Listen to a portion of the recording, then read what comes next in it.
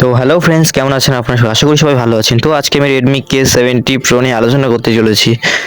তো প্রথমে বলে রাখি যে এই ফোনটি গেমারদের জন্য অনেক দুর্দান্ত হতে চলেছে। প্রথমে এর ডিসপ্লে নিয়ে আলোচনা করি। তো ডিসপ্লেতে ব্যবহার করা হয়েছে 6.67 ইঞ্চির একটি ডিসপ্লে। রেজুলেশন হিসেবে থাকছে 526 ppi ডেন্সিটি প্লাস 120 হার্জের রিফ্রেশ রেট।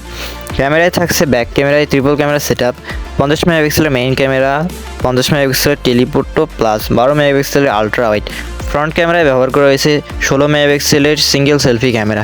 ব্যাটারিতে থাকছে 5000 mAh-এর একটি বিগ ব্যাটারি, যা 120 ওয়াটের ফাস্ট চার্জার সাপোর্ট করে, যেটার মাধ্যমে আপনি 18 মিনিটে ফুল চার্জ করতে পারবেন। এবং অপারেটিং সিস্টেমে থাকছে অ্যান্ড্রয়েড 14।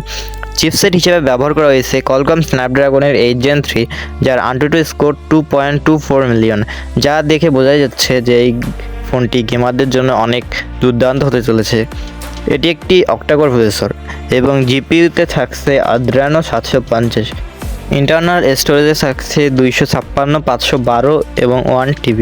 র্যামে থাকছে 12 GB, 16 GB এবং 24 GB র্যাম। আর এটার মধ্যে আপনি কোনো মাইক্রো SD কার্ড ইউজ করতে পারবেন না। তো এই ফোনটি এখনও বাংলাদেশে অফিসিয়ালভাবে আসেনি।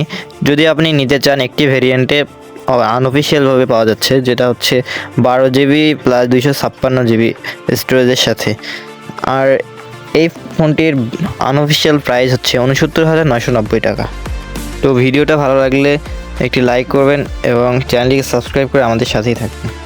দেখা হচ্ছে অন্য আরেকটা ভিডিওতে।